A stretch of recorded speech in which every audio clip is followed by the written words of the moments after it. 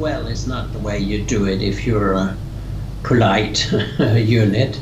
Secondly, to me, it proves the immense, very quickly growing Western intellectual and moral weakness. It's the same as the Soviet Union in the 70s and 80s. If you cannot stand diversity, dissident opinions, criticism of your own policies, you are very weak. And so, you know, practicing something like censorship or excluding Presstv, whatever you may think of it, from YouTube by Google, which owns YouTube, is just an example of violating some of the finest values of Western culture, namely the freedom to form freely your opinion about political issues, and I may add, doing it at this moment where Iran is in the middle of a humanitarian crisis, which I think nobody in the West have understood the dimensions of, is appalling to me. I'm lacking words to see that it is done and the way it is done to Presstv. And Tony, if I could swing over to you, welcome to the program. Tony, your thoughts, please. Well, yes, it's absolutely disgusting that the YouTube have chosen this time. All over the news here, the last 2 days, in the West has been the banning of the far right from social media. So what we've had is a whole litany of far right groups, everything from the Knights Templar, which is a fascist Christian, pseudo-Christian group that's trying to hijack Christianity in the name of the Knights Templar. They have been banned. Then also the English Defence League, which is another very generally pro-Zionist fascist group, so another one banned. And in the back of all of this, unannounced, so Google have just switched off the ability to upload. Now this channel that Presstv uses on YouTube, I was looking earlier, it's had over 150 million views. Something like 250,000 people have subscribed to it. But what YouTube and Google have done is they've said, now we're not going to let any of those subscribers get notified as they should be when this is happening. So we're seeing, I think, over the last probably 20 years, slowly but surely, balance has been removed from the mainstream media. This really began in the 1990s here in Britain. In other parts of the world, different places. No real balance anymore in the mainstream press. So it's very, very pro-US, pro-Israel bias. And the only place you can go is onto other satellite channels like Al Jazeera English, etc., in order to get some sort of balance, and the social media and the internet. What's happening now is slowly we're being herded like cattle away from the social media, so that certain perspectives, including the Iranian perspective and the Russian RT perspective, are being slowly removed from social media until that perspective, which is absolutely crucial to all of our supposed Western values, is now being eliminated by Google. And they say, don't they, that they say, don't be evil. But of course, this is an evil act. What they're doing is they're trying to wipe out an entire view of something like half of humanity with the press of a button. Now, Jan, you know, I mean, Google became Google as big as it's become, as we've seen it become, because it offered a platform for people from all walks of life for their own personal expression. When it ceases to do that, when it pretty much starts, what you mentioned, censoring and deciding how to control the narrative itself, it's no longer Google, is it? What does it become now? Well, it's an extended arm of, if you will, the deep state of the United States or whatever. But I mean, it's nothing new. I think it's less than 2 years ago that the then CEO of Alphabet, which owns Google, Eric Schmidt, was sitting at a security policy conference in Canada and saying that, I don't think he said he was proud of it, but he said as a natural thing, that they had deranked in the Google search engine a lot of sites that they didn't like, or that for some reason were politically controversial. And you know, the moment you have private persons, no matter their status, deciding what the rest of the world is supposed to get access to and learn from, we're into something that is extremely dangerous and totally 180 degrees against any kind of classical liberal values of the Western world. Secondly, it's not that long time Google's employees were protesting that Google was trying to be part of a military Pentagon program, and I think they backed down because thousands of Google employees protested, didn't want to be part of the military industrial media academic complex. So there's nothing new in this, but I must say I'm asking myself step by step, where is this going to end us up? Today's news about Facebook was that it is not only, which we knew a couple of months ago, working with the Atlantic Council, it's now also going to have an associate of Fox News to check what is fake and what is real news. I mean, excuse me, I've been a researcher for more than 40 years in these things, and I'm giving up. I mean, it's laughable. It is ignorant people who is a product of a lack of education, a decrease of educational values in the Western world, who think that they can run things like this way. I'm just very sorry, because they undermine democracy and freedom of opinion. And Tony, we always saw, news outlets, throughout time as, entities with controlled narratives, whatnot, to some degree, some to a great degree. And then that was all the fascination, excitement over the internet. There was finally something that was unfettered, where people could get out there and express themselves. Is this changing today? Well, it certainly is changing. I would say we're now going into what could be a pre-war configuration of these big corporations like Alphabet, like Google, YouTube, etc. We're seeing also obviously Microsoft along those lines. There are companies like Twitter and Facebook that are also following along, because this is where a lot of particularly young people get most of their information from nowadays. They don't watch television, they're not interested in TV. Particularly here in Britain, we have wall-to-wall American dramas, very superficial, unauthentic, very different actually to British filmmaking. Whereas the British were much better, I would say, and more sophisticated in their filmmaking. The Americans talk down to the viewers. The scripts are wooden and trite, and so that's why a lot of the young people just don't bother watching TV and TV news anymore over here. So yeah, I mean, the thing is, of course, the French Gilets jaunes call it the lie machine, and they're starting more and more in Britain to call it the lie machine. That is the mass TV broadcast media, particularly, including obviously many of the newspapers too.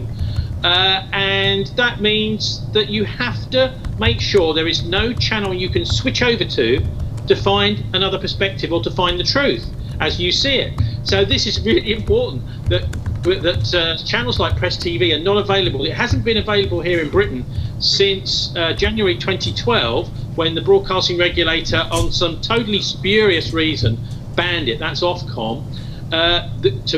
Give them credit, the Guardian newspaper put out an editorial the next day saying that this is a deplorable decision. So there are some sensible journalists still left.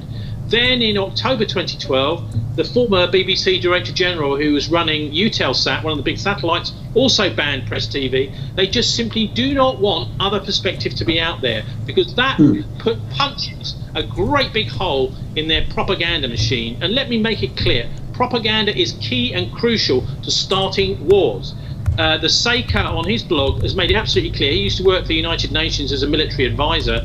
80% now of the effort goes into psychological warfare. That is, to you and me, propaganda. 15% roughly is economic warfare, which nowadays, of course, is mainly sanctions, and only 5% of the military effort really goes into fighting on the ground. So we've seen psychological warfare take over as by far the main part of modern warfare, in preparing the ground, preparing public opinion for what would otherwise be an unpalatable war, possibly a conflict in the Middle East, but it could be elsewhere. And so that's what worries me most about this, is this kind of pre-war configuration by simply closing down points of view that do not agree with the Pentagon. And Jan, why do you think these big tech companies are increasingly allowing themselves to become more and more politicized? I mean, users initially, all the excitement was that these platforms were so far beyond politics. It was something much bigger and more sacred for users.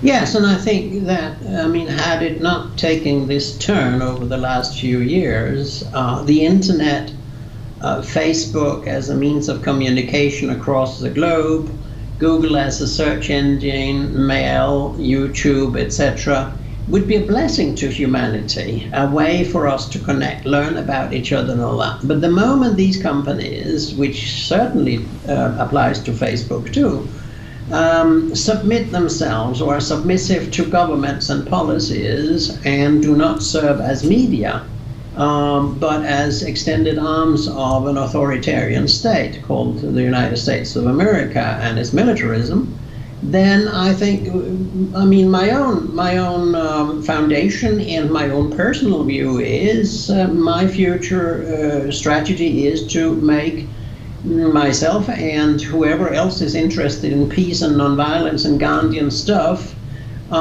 as independent as possible of social media. Our debate goes on our homepage, not on social media. I refrain from participating in debates going on Facebook. Not because I don't think that's where people are. I know that people are there still, but you know, in 10 years from now, I don't think they will be there. And that's a sad thing, because it was, in principle, a very good thing for humanity. We can link up with friends back in time. We could link up everywhere with people around the world, basically, except maybe North Korea or whatever. But now this has turned into something, you know, that none of us sensible people with some knowledge about the world want to use anymore.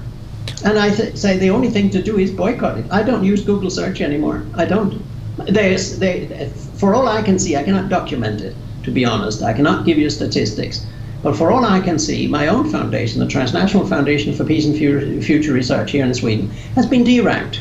And it goes with a lot of other sites which worked with nonviolence, the United Nations Charter provisions of solving problems without warfare, etc. We consider the most dangerous kind of organizations in the world at the moment, working with Gandhian nonviolence. you know, this is an absurd theater.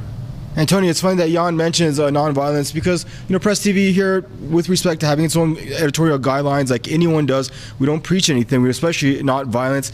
And then I was going just a little earlier before I came on shift, I was checking some of these pretty far-right Wahhabi ideology outlets out of Saudi Arabia and other countries in the Persian Gulf area, and some actually run out of near Tel Aviv. I don't want to mention any of the names of these settlers that actually preach violence and you know, suppression of Palestinians. These are all up and running. What you know, separates and isolates Presstv out in this scenario? Well, we've seen, and it's really good you point that out, we've seen here in Britain people like Tommy Robinson from the far right on the television supposedly representing a almost government perspective on critiquing Islam, for example. Now, he's in no position to do that. So what we've had is a whole load of what you would call counter gangs. So that is to say, constructed by the lobby groups, the secret services, people like the Israel lobby. Some of these organizations create what I would call a fake organization in order to so-called represent Islamic feeling. Actually, you will find that there is a much broader you know, for example, the Muslim and Islamic Public Affairs Committee in London has a much broader perspective and a much more genuine Islamic perspective, but we don't see them hardly at all on the television. So you have all sorts of peculiar groups pretending to represent Islam, as you've just pointed out brilliantly there. Also, we're getting very little of some very important stories not being reported at all. So this is one of the things that really bothers me, is when you know that something very interesting and very important is happening, but it gets no mention. For example, Jeremy Corbyn, the Labour leader, the opposition leader here in Britain, calling for an end to arms sales to Israel after the UN report. He waited and waited 6, 8 months, nearly a year, until the UN report was out, and then he said, right, we should now be looking at stopping all arms sales to Israel. Nobody in Britain reported that, apart from maybe one or two of the smaller newspapers, nothing else on the radio about it. This is why what Presstv is doing is so important, I think, anyway. I mean, we also get lots of spokespeople on the TV over here, which we don't see on, we see more genuine people on Presstv. For example, the US journalist agents, so people who've been in the CIA and then suddenly pop up as journalists, from the Council on Foreign Relations, the Royal Institute for International Affairs. These people are all over the BBC World Service, and many more American accents since the whole Brexit vote. Every other voice almost on the BBC is an American voice, and we're seeing a kind of media colonization going on for which we desperately need some balance. And we as journalists are all taught what you do is you show when you're doing a story, both sides. If you're in a court case, imagine that. So you show the defense and the prosecution side. So you can show a broad spectrum. We're not getting any of that now. Very, very little balance. And that just doesn't just come down to international stories. It's things like domestic stories. If there's a strike here in Britain, well, there's a perspective of someone who's affected by the strike, but there's no context. Why are the people going on strike? So we're seeing a real falling down of those basic journalistic standards. And like I say, a hole is punched through that bad journalism by stations like Presstv and RT. And one positive side to all of this, of course, is that YouTube is not the only channel that you can upload videos to. So it may be that we'll see RooTube or one of these other non-US based channels for sharing video content start to become much more popular as YouTube starts to squash the truth. The truth will pop up somewhere else. That's the nature of the internet. Jan, can I put that question to you now? Why is Presstv getting singled out? I mean, I filtered through a bunch of stuff. There's sites, they're still up, that promote hatred, apartheid, bigotry, violence, misogyny. Presstv does none of those things. Why is Presstv down and they're still up? Well, I would see that as a, one more step in the demonization, marginalization, harassment, whatever you'd call it, of Iran, beginning in '79, but continued particularly by the Trump administration, by leaving the JCPOA, the nuclear deal, with declaring the Revolutionary Guard a terrorist organization, with squeezing more sanctions on the people, by telling media around the world and countries that they shouldn't give humanitarian support to Iran at the moment, where 28 provinces of 31 are affected and 10 million people are affected by huge floods. Threats about this and that. Secretary of State Pompeo is setting up, 10 or 12 demands for, some kind of, modus vivendi again with Iran. Calling Iran the center of global terrorism. I mean, all this is bizarre. Those of us who are researchers ask ourselves, could you please come up with some empirical evidence of all this nonsense that you're presenting? And so why not this too? In that sense, I'm not surprised, because, Presstv has in many ways been so professional that it's a danger to the eradication of diversity. And repeat again, this is what the Soviet Union did before it fell apart. And my long macro-historical perspective has been, and you've heard me say that before on Presstv and basically everywhere else, the United States is on its way down. The empire is falling. It's a matter of how long time it'll take or how short time it'll take. But you get weaker and weaker. If you are strong, proud of yourself, self-assured that what you tell the world is the truth and all that, you don't behave like that. You say, okay, let these guys say what they want in Tehran, etc. But now they are saying, we've got to stop them. And that is a sign of weakness. That's what I said in the beginning. I would like to support what was just said by my friend here. Fake is not the biggest problem in this world. Fake is old hat. Fake has always been there. Propaganda has always been there, particularly when you build up to warfare and you demonize countries. I've seen that in all the conflict areas I've been working in. But omission is systematic. It's omission of things going outside the Western Europe, NATO world. Omission of positive stories from around the world, including China's development the last 40 years, etc. Omission of perspectives, omission of experts, omission of views on angles, on stories they present. It's lousy journalism, basically. And we only have about a minute left. Tony, I'm going to let you get the last word in, your closing thoughts for us there, bud. Well, look, we hear in the UK all the time about hate preachers. In fact, the Queen herself was leaked by one of the BBC reporters. He got a very slap wrist for that because he wasn't supposed to tell everyone that she wanted Abu Qatada and Abu Hamza out of the country, and she wanted the police to find a law to get rid of them. These hate preachers were then removed one way or another. What we don't hear about is the Christian Zionist hate preachers, people like John Hagee and John MacArthur in the United States, who are preaching hatred of Muslims. And that sort of stuff, I'm afraid we've now got Mike Pompeo, who's a Christian Zionist in the State Department, and he believes this stuff. Why are we not getting any kind of critique of the Christian Zionist hate preachers when we've had so much on the other side? So there really needs to be a bit of balance, because I'm afraid that without balance, the public are simply not being informed. And let's be fair, the politicians and other journalists, opinion formers, are not being properly informed. And if we're going to save and stop a third world war, we need to know what's going on. And so we need to know exactly what John Hagee and John MacArthur are whispering in the ears of Mike Pompeo in the future, because that is one of the most dangerous scenarios, I think, in the future possible with the US involvement in the Middle East. Gentlemen, I want to thank you both for joining us. We're out of time. Jan Oberg, founder at Transnational.Live, joining us out of